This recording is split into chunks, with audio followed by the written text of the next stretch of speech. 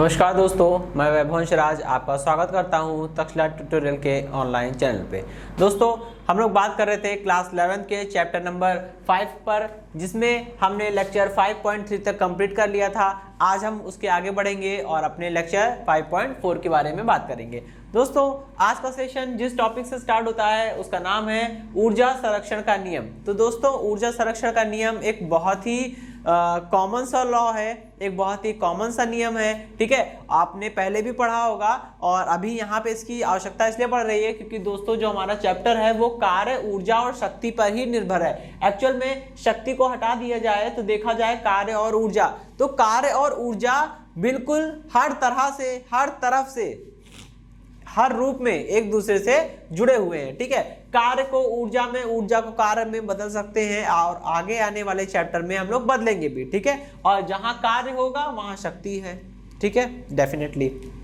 तो अभी हम लोग सबसे पहले जानेंगे ऊर्जा संरक्षण का नियम क्या होता है। दोस्तों, यहाँ पे मैं एक शब्द यूज करने वाला हूँ, ठीक है, इंपीरिकल लॉ और रियल लॉ। ठीक है, दो चीजें होती हैं, इंपीरिकल लॉ और रियल लॉ। तो इंपीरिकल लॉ एक ऐसा लॉ होता है, ठीक है, जिसका मैथमेटिकल प्रूफ नहीं होता है। ठीक है, और रियल लॉ वो लॉ है जिसका मैथमेटिकल प्रूफ होता है। जैसे अगर हम लोग बात करेंगे कि ऊर्जा संरक्षण का नियम, तो दोस्तों ऊर्जा संरक्षण का नियम जो है उसका कोई मैथमेटिकल प्रूफ नहीं है। ठीक है, वो केवल और केवल, अब क्वेश्चन ये उठता है कि अगर ऊर्जा संरक्षण का नियम एक ऐसा नियम है जिसका मैथमेटिकल प्रूफ नहीं है तो हम उसे सिद्ध कैसे करेंगे। तो दोस्तों, इस प्रश्न का उत्तर हो जाएगा कि हम उसको एक्सपेरिमेंटल वे में प्रूफ करेंगे, मतलब उसको प्रमाणित करेंगे किसके आधार पे, प्रयोगों के आधार पे। भाई प्रयोग करके देखेंगे कि अगर ऊर्जा हर जगह कांस्टेंट आ रही होगी, हर जगह ऊर्जा एक फिक्स वैल्यू आ रही होगी, तो हम कह देंगे ऊर्जा क्या है, ऊर्जा संरक्षित है और ऊर्जा संरक्षण का नियम जैसी कोई चीज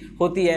किंतु दोस्तों, अगर इसका उल्टा पड़ गया मामला, ठीक है, मान लीजिए हमने एक्सपेरिमेंट किया और हर बार ऊर्जा का अलग अलग मान सामने आया, इसका मतलब क्या हुआ कि हमें ऊर्जा संरक्षण का नियम जो है वो सही नहीं है। ठीक है, तो ये सब जो होते हैं वो इंपीरिकल लॉ में आते हैं। ऊर्जा संरक्षण का नियम है, रेखीय संवेग संरक्षण का नियम है। ठीक है, इसको दोस्तों हम लोग केवल और केवल एक्सपेरिमेंटल वे में प्रूफ कर सकते हैं। ठीक है, वेरीफाई कर सकते हैं, इसका कोई मैथमेटिकल प्रूफ नहीं है। ठीक, और दोस्तों बात करते हैं रियल लॉ की। तो रियल लॉ ऐसे लॉ होते हैं जिसको आप मैथमेटिकली प्रूफ कर सकते हैं। ठीक है, जैसे Newton's law of motion, Newton's equation of motion, इन सब के मैथमेटिकल प्रूफ हैं। तो ये सब कैसे हो जाएंगे, रियल लॉ हो जाएंगे। ठीक है, तो दोस्तों यहाँ पे ऊर्जा संरक्षण का नियम एक प्रकार का इंपीरिकल लॉ है। आगे आने वाले चैप्टर में हम लोग बात करेंगे गुरुत्वाकर्षण बल के बारे में। तो गुरुत्वाकर्षण बल भी कैसा हो जाएगा, इंपीरिकल लॉ हो जाएगा। ठीक है, तो दोस्तों जैसे जैसे हम इंपीरिकल लॉ और रियल लॉ के संपर्क में आते रहेंगे, तो अगर मैं किसी लॉ के बारे में कुछ नहीं बता रहा हूं तो समझ लीजिएगा वो कैसा होगा, रियल लॉ होगा। लेकिन दोस्तों जब कोई इंपीरिकल लॉ आपके सामने आएगा तो मैं तुरंत आपको इन्फॉर्म करूंगा, जैसे मैं आज कर रहा हूं। ठीक है, ऊर्जा संरक्षण का नियम कैसा है, ऊर्जा संरक्षण का नियम जो है वो एक प्रकार का इंपीरिकल लॉ है। ठीक है, इंपीरिकल लॉ है, इस चीज को अच्छे से बैठा लीजिएगा। ये अभी इंटर तक में तो कुछ नहीं, लेकिन आगे आने वाली क्लासेस में आपको पढ़ने को मिलेगा। ठीक है, ये शब्द आपको सुनने को भी मिलेगा, तो बेहतर होगा अभी से हम लोग उसको समझते चले। अच्छा दोस्तों, तो अब हम लोग बात करेंगे अपने टॉपिक के बारे में, ऊर्जा संरक्षण का नियम। नाम से लग रहा है कि ऊर्जा संरक्षण, भाई किसी भी चीज का संरक्षण का मतलब क्या होता है, किसी भी चीज के संरक्षण का मतलब होता है हमने उस चीज को क्या कर रखा है, बचा रखा है। और जब हम उस चीज को बचा के रखे हुए हैं तो जाहिर सी बात है वो चीज खर्च नहीं होनी चाहिए। ठीक है, तो ऊर्जा संरक्षण का नियम यही कहता है कि किसी भी वस्तु अथवा निकाय की कुल ऊर्जा का मान जो होता है वो नियत होता है। ठीक, मतलब कि ऊर्जा को ना तो आप उत्पन्न कर सकते हो कि वो बढ़ जाए, ना तो आप ऊर्जा को नष्ट कर सकते हो कि वो घट जाए। ठीक, तो ऊर्जा को ना तो उत्पन्न किया जा सकता है और ना ही नष्ट किया जा सकता है। सिर्फ एक वस्तु से या एक रूप से दूसरे रूप में हस्तांतरित, मतलब कि इसको कन्वर्ट किया जा सकता है। ठीक है, तो दोस्तों ऊर्जा संरक्षण का नियम ये कहता है कि ऊर्जा को ना तो उत्पन्न किया जा सकता है ना तो नष्ट किया जा सकता है, इसे केवल एक रूप से दूसरे रूप में कन्वर्ट यानी कि रूपांतरित किया जा सकता है। ठीक,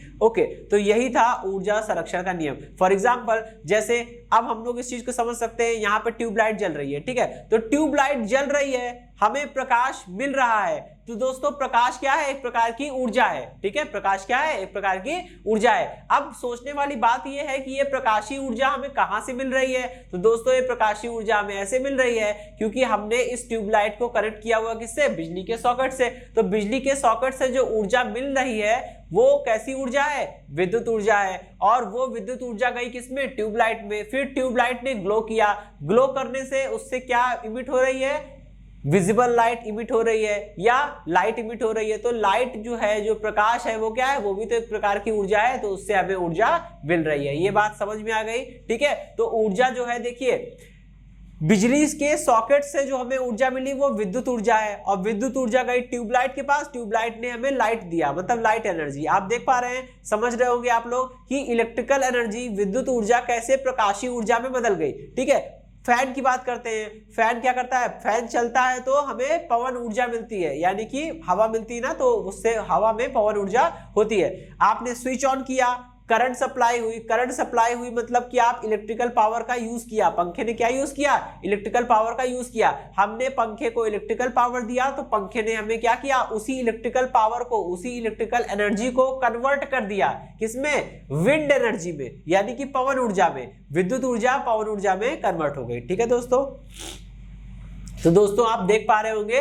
कि कैसे ऊर्जा का रूप परिवर्तित हो रहा है। ठीक है, तो केवल ऊर्जा का रूप परिवर्तित हो सकता है, उसे उत्पन्न या नष्ट हम लोग नहीं कर सकते, ये बताता है ऊर्जा संरक्षण का नियम। ठीक है दोस्तों। दोस्तों अब हम लोग बात करेंगे अपने अगले टॉपिक के बारे में, शक्ति। शक्ति क्या है? शक्ति का मतलब होता है कार्य करने की दर। ठीक है, शक्ति का मतलब क्या होता है? कार्य करने की दर। जैसे अगर मान लीजिए कि कोई भी वस्तु है या कोई भी व्यक्ति है या कोई मशीन मान लीजिए, मशीन भी तो कार्य करती है ना। ठीक है, तो कोई व्यक्ति, कोई वस्तु या कोई भी मशीन के द्वारा अगर t समय में कुल W कार्य किया जाए, t समय में W कार्य किया जाए तो शक्ति का मान कितना हो जाएगा? शक्ति का मान हो जाएगा PAV, मतलब ये एवरेज लिखा है, एवरेज पावर। ठीक है, average power is equal to W/T। इसका मतलब क्या हुआ? Average power is equal to W/T का मतलब हुआ कि कुल शक्ति, जो औसत शक्ति है, वो कितनी हो जाएगी? W/T, कार्य बटे समय के बराबर हो जाएगी। ठीक है भाई, इतनी बात समझ में आ गई? अच्छा, शक्ति भी दोस्तों दो प्रकार की होती है। एक है औसत शक्ति। औसत, जैसे वेग को मैंने परिभाषित किया था, औसत वेग अलग और तात्क्षणिक वेग अलग। क्योंकि औसत वेग में हम लोग क्या करते थे दोस्तों? किसी यात्रा को तय करने में चली गई कुल दूरी अपॉन में पूरी यात्रा में लिया गया कुल समय। कुल दूरी को ऊपर रखेंगे, कुल समय को नीचे रखेंगे, दोनों को डिवाइड कर देंगे। दोनों को डिवाइड करने पर जो आएगा वो औसत वेग होगा। ठीक है, वो क्या होगा? वो होगा औसत वेग। अब हम लोग बात करते हैं तात्क्षणिक वेग की। तो तात्क्षणिक वेग का मतलब क्या होता है? जिस समय कहा जाए उसी समय कैलकुलेट करके देखिए कि वेग कितना आ रहा है, मतलब जैसे बोला गया उस समय, उसी क्षण आपने कितनी दूरी तय की अपॉन उसी क्षण कितना समय आपने लिया। ठीक है, टाइम इंटरवल बहुत छोटा होना चाहिए। जब हम लोग तात्क्षणिक वेग की गणना करते हैं या तात्क्षणिक चाल की गणना करते हैं तो टाइम इंटरवल, समय का जो अंतराल हम लोग ले रहे हैं बहुत ही छोटा होना चाहिए। ठीक है, लेकिन यहां पे दोस्तों देखिए average power is equal to W/T, यानी P एवरेज।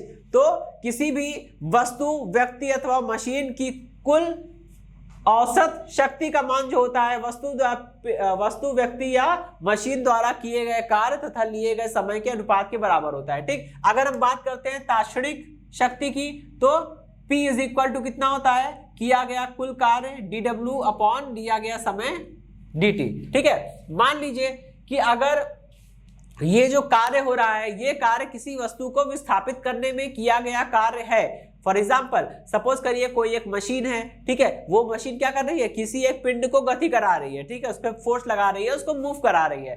तो अगर वस्तु पे, अगर वो मशीन वस्तु पे F फोर्स लगा रही है और उसका विस्थापन कितना है? dr है। ठीक है, तो किया गया कार्य कितना होगा? किया गया कार्य हो जाएगा dW इज इक्वल टू, किया गया कार्य dW इज इक्वल टू कितना हो जाएगा? F dot dr। ठीक है, तो यहां पर रख दीजिए कितना हो जाएगा? P इज इक्वल टू, ये हो जाएगा F dot dr divided by dt। ठीक है, अब देखिए इसको थोड़ा सेपरेट कर लेते हैं, कितना हो जाएगा? ये हो जाएगा F डॉट, ये हो जाएगा आपका dr बाई dt। ठीक है, dr बाई dt। ठीक है, dr बाई dt। और दोस्तों ये फोर्स है और ये डिस्प्लेसमेंट वेक्टर है, दोनों ही क्या होते हैं? वेक्टर होते हैं। और इसलिए यहाँ पे मैंने वेक्टर लगाया हुआ है। लेकिन दोस्तों दो वेक्टर का डॉट कर रहे हैं, और जब दो वेक्टर का डॉट करते हैं तो क्या आता है, एक स्केलर आता है, एक अदिश राशि आती है, इसलिए कार्य एक अदिश राशि है, इसलिए उसके ऊपर वेक्टर नहीं लगा है। ठीक है, चलिए भाई इतनी बात समझ में आ गई। अच्छा, ये dr बाई dt क्या बन जाएगा, ये dr बाई dt बन जाएगा वेग, यानी f इज इक्वल टू कितना हो जाएगा, p is equal to f dot v हो जाएगा। ठीक है, ये बन गई हमारी इक्वेशन नंबर 2। ये इक्वेशन नंबर 1 थी, ये इक्वेशन नंबर 2 हो गई। ठीक, चलिए भाई। अच्छा, ये तो शक्ति के बारे में बात हो गई। अब इसका मात्रक वगैरह देख लिया जाए तो सबसे पहले दोस्तों ये जानेंगे कि ये अदिश राशि है या सदिश राशि, फिर आगे की बात करेंगे। ठीक है, यहां से आप समीकरण नंबर 2 से देख पा रहे होंगे कि F डॉट V, F है बल, V है वेग, दोनों ही वेक्टर हैं। जब दो वेक्टर का डॉट करेंगे तो जो आएगा वो स्केलर होगा। या तो आप यहां से देख सकते हैं कि शक्ति बराबर कार्य बटे समय। भाई कार्य भी अदिश राशि है, समय भी अदिश है, तो अदिश राशि को अदिश राशि से भाग करेंगे तो जो आएगा वो अदिश होगा, यानी वो भी स्केलर होगा। तो P क्या है, P एक स्केलर है भाई। इतनी बात समझ में आ गई। ठीक है, तो कैसी राशि होगी, ये होगी अदिश राशि, ये एक अदिश राशि होगी। ठीक है, अब बात करेंगे इसके मात्रक और विमा की। ठीक है, तो मात्रक कितना होगा इसका, मात्रक देख लीजिए भाई। कार्य का मात्रक होता है जूल, समय का होता है सेकंड, जूल पर सेकंड। तो इसका मात्रक क्या हो जाएगा, इसका मात्रक हो जाएगा जूल पर सेकंड, और इसी को हम क्या बोल सकते हैं, इसी को हम बोल सकते हैं वाट। ठीक है, जूल पर सेकंड को क्या बोलते हैं, वाट बोलते हैं। ठीक, तो ये हो गया। अच्छा, इसकी विमा देख लेते हैं क्या होगी। तो दोस्तों विमा नहीं याद है, कोई बात नहीं। कार्य की विमा कितनी होती है, mL2t-2। ठीक है, और इसके बाद समय की विमा कितनी होती है, समय की विमा होती है t। इसको जरा सॉल्व करिए, कितना हो जाएगा, mL2t-3। ठीक है, तो ये क्या हो गई, इसकी विमा हो गई mL2t-3। ठीक, चलिए भाई इतनी बात समझ में आ गई। तो अदिश राशि मात्रक मिल गया। ज्यादातर हम लोग ये वाला मात्रक यूज करते हैं, वाट। ठीक है, आपने खूब सुना होगा वाट। ठीक है, और ये हो गई विमा। अब देखिए दोस्तों, कभी कभी खास तौर से हम लोग जब किसी भी मोटर को परचेज करते हैं, किसी भी मोटर को हम लोग खरीदते हैं, जब हम लोग किसी मोटर को खरीदते हैं या किसी भी उपकरण को खरीदते हैं, ठीक है, तो उस पे जो पावर लिखी होती है वो हॉर्स पावर के फॉर्म में लिखी होती है, HP। ठीक है, तो ये जान लेंगे HP है क्या, एक अश्व शक्ति बराबर कितना होता है, 746 वाट। ठीक है, वाट को हम लोग W से भी लिख सकते हैं, कि कोई जरूरी नहीं है कि पूरी स्पेलिंग लिखी जाए। ठीक है, 746 वाट होता है एक अश्व शक्ति के बराबर। इसी तरह से अश्व शक्ति को इंग्लिश में हॉर्स पावर बोलते हैं, शॉर्ट में HP बोलते हैं। कि मोटर 1 HP की है, 2 HP की है, मतलब HP मतलब क्या है, हॉर्स पावर। ठीक है, तो 1 HP इज इक्वल टू कितना हो जाएगा, 1 HP इज इक्वल टू हो जाएगा 746 वाट। ठीक है भाई, चलिए, तो ये बात हो गई HP हॉर्स पावर की। ठीक है, और ज्यादातर हम लोग मोटर खरीदते वक्त ये जो पावर की यूनिट जो होती है वो वाट ना लेकर क्या हम लोग यूज करते हैं, HP यूज करते हैं। ठीक है, ओके। तो दोस्तों ये टॉपिक तो खत्म होता है, हम लोग बात करेंगे अपने अगले टॉपिक के बारे में। संघट्य समझेंगे क्या होता है। संघट्य को इंग्लिश में कोलिजन बोलते हैं। ठीक है, और संघट्य को शुद्ध हिंदी में संघट्य बोल रहे हैं, मतलब वैसे तो हिंदी में इस जो नॉर्मल हम लोग हिंदी यूज करते हैं, संघट्य का मतलब होता है टक्कर। ठीक है, कोई भी दो वस्तुएं टकरा जाएं, जैसे अक्सर रोड पे एक्सीडेंट वगैरह होता है, दो वाहन आपस में टकरा जाते हैं, तो ये जो टकराने की जो प्रक्रिया है, टक्कर जो हो रही है, इसी को हम लोग क्या बोलते हैं, शुद्ध हिंदी में हम लोग बोल रहे हैं संघट्य, और इंग्लिश में क्या बोलेंगे, कोलिजन। ठीक है दोस्तों, तो पहले ही जानेंगे टक्कर क्या है। ये तो खूब समझते होंगे अच्छे से। ठीक है, कि टक्कर क्या है, दो वस्तुओं का आपस में आके भिड़ जाना। ठीक, लेकिन अगर कोई पूछेगा कि संघट्य से आप क्या समझते हैं, तो उसकी डेफिनेशन क्या देंगे, अब ये तो लिख नहीं सकते ना कि दो वस्तुओं का आपस में टकरा जाना या भिड़ जाना। ठीक, खैर चलिए, तो हम लोग क्या बोलेंगे, जब दो वस्तुएं एक दूसरे के समीप अग्रसर होती हैं या एक दूसरे की ओर अग्रसर होती हैं, तब उनके मध्य पारस्परिक क्रिया के द्वारा उनके वेग परिवर्तित हो जाते हैं। ठीक, और यही क्रिया क्या कहलाती है, संघट्य कहलाती है। ठीक, और संघट्य में दोस्तों ये आवश्यक नहीं है कि दो वस्तुएं आए और एक दूसरे को फिजिकली टच करें। ठीक है, ये जरूरी नहीं है का मतलब है हो भी सकता है, ऐसा हो सकता है कि दो वस्तुएं आए, एक दूसरे को टच करें और फिजिकली कांटेक्ट में आए, उसके बाद फिर दोनों अलग अलग हो जाए। और ऐसा भी हो सकता है कि दोनों फिजिकल कांटेक्ट में आए बिना सेपरेट हो जाएं। ठीक, तो ये चीज है। ठीक, जैसे फॉर एग्जांपल अगर मान लीजिए लीजिए दो वाहन आ रहे हैं, दो वाहन के बीच में जब संघट्य होगा, टक्कर होगी, तो वो एक दूसरे को टच करेंगे डेफिनेटली। दो इंसान अगर एक दूसरे से टकरा गए तो दोनों एक दूसरे को टच जरूर करेंगे। लेकिन दोस्तों अगर हम बात करते हैं कि गैसों के बारे में, तो आपको पता है ना गैस छोटे छोटे अणुओं से मिलकर बनी है। तो जब गैस के अणु गति करते रहते हैं, बिल्कुल है ना, ब्राउनियन मोशन होती है, बिल्कुल आड़ी तिरछी गति होती है। तो जब गैस के अणु गति करना प्रारंभ कर रहे होते हैं तो गैस के अणु लड़ते चलेंगे और चलते समय वो आपस में एक दूसरे से टकरा सकते हैं। तो जब वो एक दूसरे से टकराते हैं तो क्या होता है, जैसे जैसे वो एक दूसरे के करीब आते हैं तो थोड़ी सी डिस्टेंस रह जाती है, वो बिल्कुल एक दूसरे को टच नहीं करते, थोड़ी सी डिस्टेंस उनके बीच में रह जाती है और वहीं से वो लोग वापस लौटना शुरू कर देते हैं। तो जो गैस के अणुओं और परमाणुओं के मध्य जो टक्कर होती है, जो संघट्य होता है, वो संघट्य कैसा होता है, वो संघट्य इस प्रकार से होता है कि उनके बीच में कोई फिजिकल कांटेक्ट नहीं होता, यानी दो अणु एक दूसरे को स्पर्श नहीं करेंगे, दो परमाणु एक दूसरे को स्पर्श नहीं करते हैं और वहीं से वो लोग लौट जाते हैं। इस प्रकार के संघट्य को ही हम लोग बोल रहे थे, इस प्रकार के संघट्य को ध्यान में रख के ही हम बोल रहे थे कि ये जरूरी नहीं है कि दो परमाणु या दो अणु आपस में टकराएं। ठीक है, ओके। तो दोस्तों संघट्य मुख्यतः दो प्रकार के होते हैं। ठीक है, कौन कौन से, आइए देखते हैं दोस्तों। तो संघट्य दो प्रकार के हो रहे हैं, कौन कौन से, एक होता है प्रत्यास्थ संघट्य, एक होता है अप्रत्यास्थ संघट्य। ठीक है, तो प्रत्यास्थ संघट्य और अप्रत्यास्थ संघट्य में जाहिर सी बात है कोई ना कोई अंतर होगा, तभी तो हमने दोनों को अलग अलग रखा है। बिल्कुल अंतर होता है।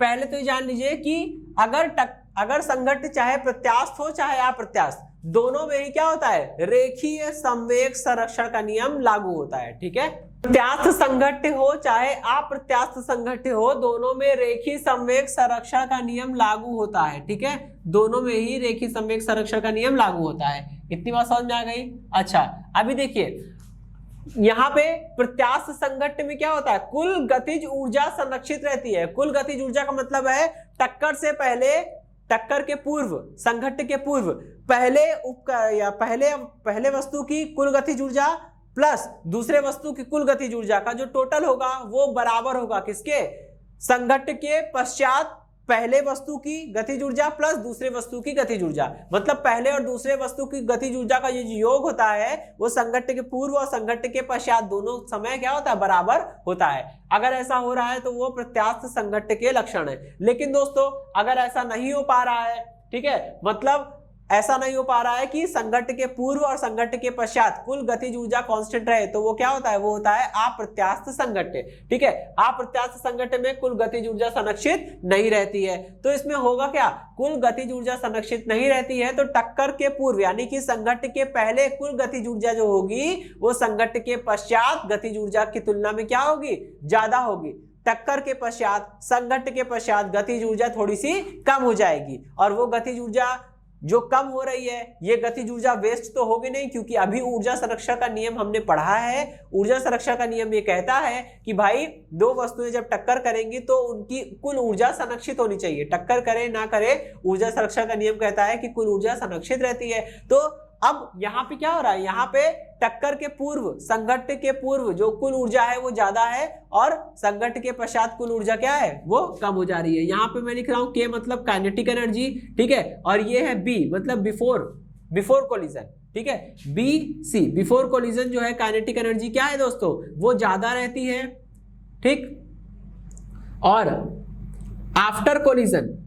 आफ्टर कोलिजन जो है वो गतिज ऊर्जा क्या रहती है, वो कम हो जाती है। ठीक, ये लिखा है K of B C is greater than K of A C, मतलब कि बिफोर कोलिजन काइनेटिक एनर्जी ज्यादा होगी आफ्टर कोलिजन की तुलना में। ठीक, तो ये जो अंतर आ रहा है कि टक्कर के बाद, संघट्य के बाद गतिज ऊर्जा कम हो रही है, ये गतिज ऊर्जा कहां जाएगी, वो हीट में बदल जाएगी। आप देखते होंगे कि अगर दो वस्तुएं आई, टकराई और टकराने के बाद दोनों गर्म हो गई तो इसका मतलब समझ लीजिएगा एनर्जी टक्कर यानी संघट्य कैसा रहा होगा, अप्रत्यास्थ रहा होगा। अगर दो वस्तुएं आती हैं, एक दूसरे से टकराती हैं, टकराने के बाद दोनों वस्तुएं आपस में चिपक कर एक साथ गति करने लगती हैं, तो अभी समझ लीजिएगा संघट्य कैसा है, अप्रत्यास्थ। ठीक है, तो दोस्तों प्रत्यास्थ और अप्रत्यास्थ संघट्य में आप लोग अंतर समझ गए होंगे। अब हम लोग आगे के लिए डेरिवेशन करेंगे और हम विचार करेंगे एक विमीय संघट्य के बारे में। ठीक है, यहाँ पे देखिए मैंने डायग्राम बनाया हुआ है। ठीक है, डायग्राम बहुत ही इजी है, समझ में आ रहा होगा। यहाँ मैंने पार्टीशन किया हुआ है, ये संघट्ट से पूर्व की स्थिति है और ये संघट्ट के बाद की स्थिति है। पहले दोनों वस्तुएं थी, दोनों वस्तुएं एक दूसरे की ओर बढ़ रही थी, ठीक है। क्या हो रहा था, इनके बीच में टक्कर हुई। टक्कर होने के बाद देखिए, पहली वस्तु का द्रव्यमान m1 माना था, दूसरी वस्तु का द्रव्यमान m2 था। पहली वस्तु का प्रारंभिक वेग, दोस्तों प्रारंभिक वेग को हम लोग u से लिखते हैं, तो पहली वस्तु का प्रारंभिक वेग मतलब u1, और प्रारंभिक वेग को u से लिखते हैं ना, और इसलिए पहली वस्तु का प्रारंभिक वेग u1 हो गया और दूसरी वस्तु का प्रारंभिक वेग u2 हो गया, ठीक है। इसी प्रकार संघट्ट के पश्चात पहली वस्तु का अंतिम वेग कितना हो गया, v1 हो गया और दूसरी वस्तु का अंतिम वेग v2 हो गया। तो दोस्तों यहाँ पे इतनी बात हम समझ चुके हैं, ठीक है। अब हम लोग क्या करेंगे, इसी को क्या करेंगे, हम लोग प्रत्यास्थ संघट्ट मानते हुए रेखीय संवेग संरक्षण का नियम लगाएंगे। पहली बात तो मैं अभी बता चुका हूं, संघट्ट चाहे प्रत्यास्थ हो चाहे अप्रत्यास्थ हो, भाई रेखीय संवेग संरक्षण का नियम तो दोनों पे लगेगा, ठीक है। तो आइए समझते हैं। तो रेखीय संवेग संरक्षण के नियम से, संवेग संरक्षण का नियम क्या कहता है कि संघट्ट से पूर्व कुल रेखीय संवेग, भाई संघट्ट से पूर्व देखना है तो अभी इसके बारे में तो विचार करेंगे नहीं, केवल इसको देखिए, संघट्ट से पूर्व कुल संवेग निकालना है। दोस्तों कुल संवेग निकालेंगे, अच्छी बात है, लेकिन इसको समझिए पहले, ठीक है। यहाँ पे कौन कितनी वस्तुएं हैं, संघट्ट से पूर्व देखिए केवल 2 वस्तुएं हैं, तो पहली वस्तु का संवेग निकाल लिया जाए और दूसरी वस्तु का संवेग निकाल लिया जाए, दोनों को जोड़ दिया जाए, तो जो आएगा वो क्या होगा, कुल रेखीय संवेग होगा, ठीक है। तो पहली वस्तु का संवेग कैसे निकलेगा, भाई संवेग क्या होता है, संवेग मतलब स्मॉल p बराबर m इंटू v होता है, मतलब पिंड का द्रव्यमान और पिंड के वेग को गुणा कर दिया जाए तो हमें क्या मिलेगा, उसका संवेग मिल जाएगा। यहाँ पहले वस्तु का संवेग निकालना है, तो पहली वस्तु का संवेग निकालने के लिए पहली वस्तु का द्रव्यमान m1 है और वेग क्या है u1, तो m1 इंटू u1 करिए, m1 इंटू u1 पहली वस्तु का संवेग प्लस दूसरी वस्तु का संवेग इज इक्वल टू संघट्ट के पश्चात आ जाइए, भाई संघट्ट के पश्चात रेखीय संवेग P इज इक्वल टू पहली वस्तु का द्रव्यमान इंटू पहली वस्तु का अंतिम वेग, यानी P is equal to m1v1, ठीक है। तो पहली वस्तु का वेग इंटू पहली वस्तु का द्रव्यमान इंटू पहली वस्तु का वेग प्लस m2v2, ठीक। ये हो गया हमारा इक्वेशन नंबर 1। अब हम क्या करेंगे, अब हम ये मानेंगे कि अगर ये संघट्ट कैसा है, प्रत्यास्थ संघट्ट है, तो प्रत्यास्थ संघट्ट के लिए कुल गतिज ऊर्जा कांस्टेंट होती है, ठीक है। प्रत्यास्थ संघट्ट के लिए गतिज ऊर्जा संरक्षण के नियम से लगाइए जरा, भाई गतिज ऊर्जा संरक्षण का नियम मतलब संघट्ट से पहले कुल गतिज ऊर्जा इज इक्वल टू संघट्ट के बाद कुल गतिज ऊर्जा।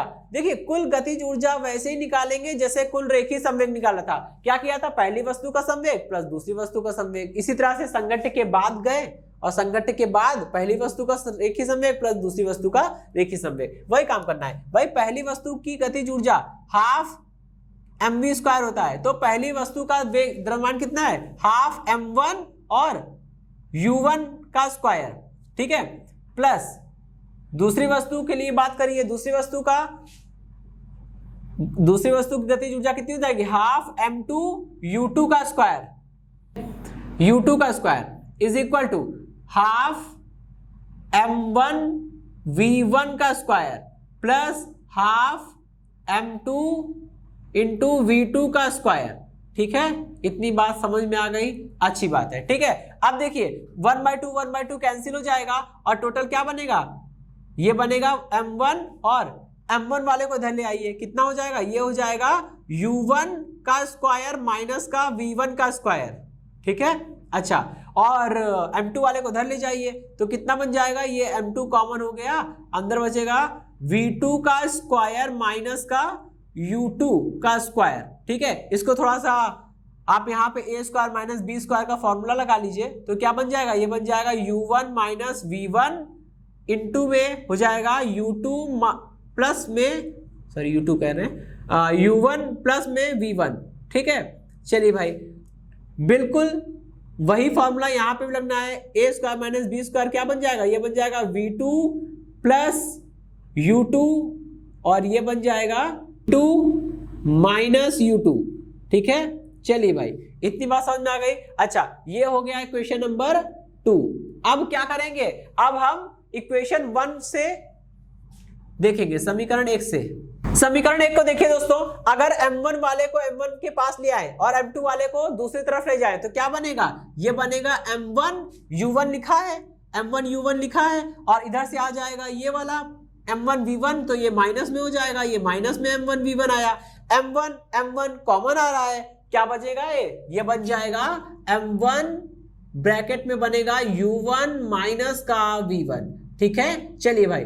अच्छा, अब यहां देखिए m2 v2 इधर है, इसको उधर ले जाएंगे तो क्या बनेगा, m2 कॉमन ले लीजिए, अंदर बनेगा v2 माइनस u2। ठीक है, चलिए भाई। अभी क्या है, इक्वेशन नंबर 3 है। अब समीकरण 2 को समीकरण 3 से भाग करिए। ठीक है, इक्वेशन 2 को इक्वेशन 3 से हम भाग कर रहे हैं। ठीक है, ओके। देखिए जरा, इक्वेशन 2 को ऊपर लिखेंगे क्योंकि इक्वेशन 2 को ऊपर लिखा है, और इक्वेशन 3 को नीचे रखेंगे क्योंकि वो नीचे लिखा है। ठीक है, कितना बनेगा, m1 यहां से u1 माइनस का v1, और ये बन जाएगा u1 प्लस में v1। ठीक है, इज इक्वल टू यहां बनेगा m2 माइनस u2, और ये बनेगा v2 प्लस u2। ठीक है, v2 plus u2। Okay, upon में क्या रहेगा, अपॉन में समीकरण 3 को रखना है। ये हो गया m1 ब्रैकेट में u1 माइनस v1। ठीक, और इधर डिवाइड करता हूं मैं, कितना बनेगा, ये बन जाएगा m2 को डिवाइड किया, ये बनेगा v2 माइनस का u2। ठीक है, देखिए m से m गया, ठीक है, m से m गया, m1 गया, यहां से m2 गया। ठीक है, v1 minus u1 minus v1, इधर से u2 minus v2 minus u2, क्या क्या बचा, ये बचा केवल u1 plus v1 is equal to v2 plus u2। ठीक है, अब हमें करना क्या है, यहां से दोस्तों हम v2 की वैल्यू पहले निकालते हैं, तो कितना आएगा, v2 इज इक्वल टू आ जाएगा u1 प्लस v1 माइनस का u2, इक्वेशन नंबर 4। ठीक, ओके। अब क्या करेंगे, इक्वेशन नंबर 4 की हेल्प लेकर मुझे इक्वेशन नंबर 1 में रखना होगा, और वहां से दोस्तों हम वैल्यू निकाल पाएंगे किसकी, वहां से हम वैल्यू निकालेंगे v1 की वैल्यू निकालेंगे। ठीक है, फिर v2 की वैल्यू निकालेंगे। मतलब हम ये देखेंगे कि संघट्ट के पश्चात पहली वस्तु का वेग कितना हो गया, और v2 निकालेंगे तो पता चल जाएगा संघट्ट के पश्चात या संघट्ट के बाद दूसरी वस्तु का वेग कितना हो गया। ठीक है, v2 का मान समीकरण नंबर 1 में रखने पर, ठीक है, v2 का मान समीकरण 1 में रखने पर जरा कितना हो जाएगा, समीकरण 1 क्या है, m1 u1 plus m2 u2 is equal to m1 v1 plus m2 v2। ठीक है, अब यहां पे v2 की जगह पे ये रखना है सिंपली, बस और कुछ नहीं। ठीक है, तो m1 u1 plus m2 u2 को एज इट इज लिखेंगे, यहां पे m1 को m1 रहने देंगे और v1 को v1 रहने देंगे, परंतु यहां पे m2 लिखने के बाद दोस्तों v2 की जगह पे ये पूरा लिखना है। क्या लिखना है, ये लिखना है u1 plus v1 minus u1। ठीक है, सॉरी u1 तो हो गया, u2 लिखना है। ठीक है, ओके। अब अंदर मल्टीप्लाई करिए और देखिए क्या क्या आता है। ठीक, ये बन जाएगा m1 u1 plus m2 u2 is equal to, यहां बनेगा m1 v1 plus m2 u2 plus m2 v1 minus m2 u2। ठीक, देखिए दोस्तों यहां पे m1 u1 है, सॉरी है ना, m2 u1 इधर आ रहा है और कुछ कैंसिल होगा क्या। ठीक है, मुझे क्या निकालना, मुझे v1 निकालना है, तो v1 वाले टर्म को देखिए एक साइड रखिएगा, ये v1 है दोनों, इसको एक साइड रखेंगे, बाकी इनको उधर भेज दीजिए। तो कितना आ गया, ये वाला ये बनेगा m1 u1 ऐसे रहेगा। ठीक है, और है m2 u2। ठीक, इसको इधर बुला लीजिए, ये वाला m2 u2 इधर आ गया तो ये भी प्लस में हो जाएगा m2 u2, और इसको दो बार आ रहा है m2 u2 जोड़ के इसको कर देंगे 2 टाइम्स m2 U2। ठीक है भाई। अच्छा अब कौन बचा, अब ये वाले बचे। ठीक है, इसको इधर ले आएंगे तो ये हो जाएगा माइनस में M2U1। ठीक है, इज इक्वल टू क्या बन गया, ये बन जाएगा आपका V1, V1 कॉमन ले लीजिए, ये बनेगा M1 प्लस M2 और इधर बन जाएगा V1। ठीक, चलिए भाई अभी क्या करना है, अभी यहां पे देखिए M1 माइनस M2 कॉमन ले लीजिए। ठीक है, और अंदर क्या बचेगा, यहां बचेगा U1 plus 2 times M2U2 is equal to यहां बनेगा M1 प्लस M2 और इधर बन जाएगा V1। ठीक है, चलिए भाई अभी क्या करना है, V1 की वैल्यू निकालनी है, तो ये हो जाएगा V1 is equal to minus M2। ठीक, अपॉन में ये हो जाएगा M1 प्लस M2 और यहां पे ये हो जाएगा U1। ठीक, प्लस 2 टाइम्स ये बन जाएगा M2 अपॉन में, या 2 अंदर ही कर दे रहा हूं। ठीक है, 2 अंदर इसके साथ मल्टीप्लाई में लिख दे रहा हूं, अपॉन में हो जाएगा M1 प्लस M2। ठीक है, और इधर बन जाएगा U2। ठीक, चलिए अभी क्या हो गई, इक्वेशन नंबर 5 हो गई। ठीक, चलिए अभी मुझे क्या करना है, अब जैसे इक्वेशन से इक्वेशन नंबर 4 का यूज करके क्या निकाल लीजिए, अब हम निकाल लेंगे V1 की वैल्यू। ठीक है, समीकरण 4 का यूज करिए, V1 की वैल्यू निकालिए। V1 की वैल्यू कितनी आ जाएगी, V1 is equal to V2 plus U2 minus U1। ठीक है, चलिए अब यही V1 की वैल्यू समीकरण 1 में रखिए। ठीक है, V1 का मान समीकरण 1 में रखिए। समीकरण 1 कितनी है, ये है M1 U1 plus M2 U2 is equal to M1 V1 plus M2 into V2। ठीक है भाई, चलिए अभी क्या करना है, V1 की वैल्यू पुट करिए, V2 plus U2 minus U1। ठीक है, प्लस इधर एज इट इज लिखेंगे M2 V2। ठीक, अभी मल्टीप्लाई कर दीजिए, कितना हो जाएगा M1 U1 plus M2 U2 equal, इधर मल्टीप्लाई करिए M1 V2 plus M1 U2 minus M1 U1 plus M2 V2। ठीक, अच्छा अभी मुझे क्या निकालना है, V2 की वैल्यू निकालनी है, तो जहां जहां V2 आ रहा है उसको एक साथ कर लीजिए। यहां V2 आ रहा है, दोनों को रोक लेंगे, बाकी इन दोनों टर्म्स को, इसको और इसको उठा के दूसरी तरफ भेजेंगे। तो ये देखिए यहां पे लिखा है M1 U1, यहां माइनस का M1 U1 है। जब ये M1 U1 इधर आएगा तो ये भी प्लस में हो जाएगा, तो M1 U1 प्लस ये वाला M1 U1 दोनों 2 बार हो जाएंगे तो 2 टाइम्स हो जाएगा। ठीक है, क्या लिख दे रहा हूं मैं, 2 टाइम्स M1 U1। अच्छा और देखिए यहां से आएगा, ये है M1 U2 और ये है M2 U2, कोई बात नहीं, तो इसको हम लोग ऐसे लिख लेंगे कि M1 हो जाएगा M2 माइनस M1 और बाहर हो जाएगा U2। ठीक, इज इक्वल टू कितना बनेगा, ये देखिए इन दोनों के पास V2 है, कॉमन ले लीजिए, कितना बनेगा M1 प्लस M2 और ये बन जाएगा आपका V2। यहां से V2 की वैल्यू निकाल लीजिए, तो V2 इज इक्वल टू कितना बना, V2 इज इक्वल टू बन जाएगा माइनस M1 अपॉन में M1 प्लस M2।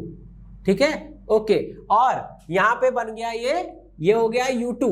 ठीक, प्लस 2 M1 अपॉन में M1 प्लस M2। ठीक है, ओके, और यहां बन गया U1। ठीक, ये आपकी वैल्यू आ गई U2 की, सॉरी V2 की। ठीक है, तो इक्वेशन नंबर 5 हो गया, ये इक्वेशन नंबर 6 है। ठीक, तो ये तो हो गए दोस्तों M1 और सॉरी V1 और V2 की वैल्यू। ठीक है, अब हम यहाँ पे कुछ स्पेशल केस लगाएंगे। यदि कहीं ऐसा हो जाए कि M1 is equal to M2 हो जाए दोस्तों, तब क्या होगा, अगर M1 is equal to M2 हो जाएगा तो देखिए जरा M1 is equal to M2 रखिए, यहां पे रखा M1 M2 बराबर है, मान लीजिए M1 की जगह भी हम, जब दोनों बराबर हैं तो M1 की जगह मैं M2 रख सकता हूं ना, यहां M2 रखूंगा, M2 माइनस M2 कट के 0, ये पूरा टर्म 0 हो जाएगा, यहां पे M2 और यहां पे 2M2, ये दोनों भी कट गया, तो कितना आया, ये आया आपका V1 इज इक्वल टू कितना हो गया, V1 is equal to U2 आ गया। ठीक है, यहां जरा M1 is equal to M2 रखिए, यहां M1 M2 रखेंगे बराबर, ये कट जाएगा और ये कितना आ जाएगा, ये आ जाएगा आपका V2 is equal to U1। ठीक, ये तो पहला केस हो गया। ठीक, ओके दोस्तों, यानी कि जब यदि m1 m2 बराबर होगा तो क्या होगा, दोनों पिंडों के संघट्ट के पश्चात जो वेग होंगे वो उनकी प्रारंभिक वेग से क्या हो जाएंगे, एक्सचेंज हो जाएंगे। ठीक है, क्या करेंगे दोस्तों, अब हम लोग केस नंबर 2 लगाएंगे। ठीक है, केस नंबर 2 देखिए जरा, केस नंबर 2 में क्या होगा, u2 इज इक्वल टू 0 हो जाए। मतलब क्या हुआ, u2 था क्या, u2 u लिखा है मतलब प्रारंभिक वेग होगा, 2 लिखा है मतलब दूसरे पिंड का प्रारंभिक वेग होगा, यानी संघट्ट से पूर्व दूसरे पिंड का जो वेग है वो u2 है और वो 0 होगा। मतलब अगर संघट्ट से पूर्व दूसरा वाला पिंड रुका हुआ है, केवल पहला वाला पिंड आके उसको टक्कर मार रहा है, तो क्या क्या होगा समझिए इसको। u2 इज इक्वल टू 0, यहां पे रखिए u2 इक्वल 0, कितना आ जाएगा, यह आ जाएगा v1 इज इक्वल टू यहां पे, अभी देखिए m1 m2 का, और हाँ दोस्तों इसी के साथ मैं एक और कंडीशन दे रहा हूं, मान लीजिए m1 is much greater than m2 हो जाए, तब क्या होगा, देखिए u2 इज इक्वल टू 0 है तो यहां पे अगर हमने 0 रखा तो ये वाला टर्म तो पूरा 0 हो गया, लेकिन दोस्तों m1 का मान m2 से बहुत ज्यादा है, और जब बहुत बड़ी चीज में से कोई छोटी सी चीज माइनस करेंगे या बहुत बड़ी चीज में कोई छोटी चीज प्लस करेंगे तो दोनों का मान लगभग बराबर आएगा। तो यानी m1 माइनस m2 का मान लगभग उतना ही आएगा जितना m1 प्लस m2 का मान है, तो दोनों कट के कितना हो जाएंगे, 1 हो जाएंगे, यानी कि v1 इज इक्वल टू कितना आ जाएगा, u1 आ जाएगा। ठीक है, सिमिलरली आप यहां पे रखिए, ठीक है, यहां पे u2 इज इक्वल टू 0 रखेंगे, जैसे 0 रखेंगे ये वाला पोर्शन पूरा 0 हो जाएगा। और मैंने क्या बोला, यदि m1 का मान m2 से बहुत ज्यादा हो, तो देखिए यहां पे m1 बहुत ज्यादा है m2 से, बहुत बड़ी संख्या में बहुत छोटी संख्या जोड़ेंगे तो लगभग वही संख्या लौट कर आ जाएगी। जैसे 1 करोड़ में अगर आप 1 जोड़िए तो 1 करोड़ 1 कहें या 1 करोड़ कहें लगभग बराबर ही है, बहुत जरा सा अंतर है। ठीक है, वैसे ही तो ये m1 प्लस m2 करने पर भी उतना ही आएगा जितना m1 आता है, तो m1 कट गया और कितना बन जाएगा दोस्तों, यहां से बन जाएगा v2 is equal to 2 times of u1। ठीक है, 2 टाइम्स ऑफ u1। ठीक, इसको बॉक्स में पैक कर लेते हैं।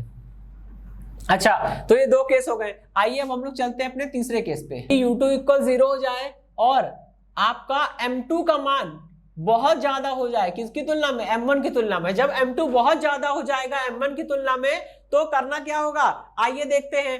u2 इक्वल 0 रखिए, यहां 0 रखा और m2 is much greater than m1 रखिए। ठीक है, तो क्या हो जाएगा, देखिए यहां पे हम इसको ऐसे लिख सकते हैं ना कि माइनस साइन कॉमन ले लिया और इसको लिख लिया m2 माइनस m1, ऐसे लिख सकते हैं माइनस साइन कॉमन लेके। ठीक, अब इसको समझिएगा, अगर m2 बहुत ज्यादा है m1 बहुत कम है तो m2 माइनस m1 का मान जो आएगा वो करीब m2 के बराबर होगा, यहाँ m1 प्लस m2 आएगा वो करीब m2 के बराबर होगा, यानी कि ये ऊपर वाला हिस्सा अंश और नीचे वाला हिस्सा हर जो है वो दोनों लगभग बराबर हो जाएंगे, और जब दोनों बराबर हो जाएंगे तो दोनों कट भी जाएंगे और कितना आएगा, v1 इज इक्वल टू आएगा माइनस का u1।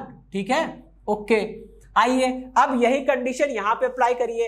जैसे आपने u2 इक्वल 0 रखा, ये पूरा टर्म 0 हो गया। ठीक है, और क्या बोल रहा है, ये बोल रहा है कि m1 का मान बहुत कम है m2 की तुलना में। ठीक है, तो देखिए m1 2m1 लिखा है, मतलब कि 2 टाइम्स ऑफ m1, m1 खुद में बहुत छोटा है तो उसका 2 गुना भी छोटा ही आएगा। ठीक है, और अपॉन में क्या लिखा, m1 प्लस m2। तो अगर किसी बहुत बड़ी चीज में कोई बहुत छोटी चीज जोड़ देंगे तो जो आएगा वो क्या होगा, वो जो भी आएगा वो उतना बड़ा नहीं होगा। ठीक है, तो क्या मिल जाएगा, ये मिल जाएगा v2 इज इक्वल टू यहाँ पे बहुत छोटी संख्या अपॉन बहुत बड़ी संख्या। जब किसी बहुत छोटी संख्या में बहुत बड़ी संख्या से डिवाइड करते हैं तो जो आता है वो क्या होता है, वो बहुत छोटा होता है, तो v2 इज इक्वल टू लगभग 0 आएगा। ठीक है, और यहाँ पे मैं लिख दूंगा अप्रोक्सीमेटली, क्योंकि बिल्कुल एग्जैक्ट 0 नहीं आएगा, वो इतना छोटा होगा कि वो अप्रोक्सीमेटली 0 है। ठीक है दोस्तों, तो ये ये 3 केस समाप्त होते हैं, इसी के साथ ये सेशन एंड होता है। तो दोस्तों आज के सेशन में हमने जो पढ़ा, इसके रिटन नोट्स प्राप्त करने के लिए डिस्क्रिप्शन में दिए गए लिंक पे जाके क्लिक कीजिए। दोस्तों आज के सेशन में इतना ही, मिलता हूँ नेक्स्ट सेशन में, धन्यवाद।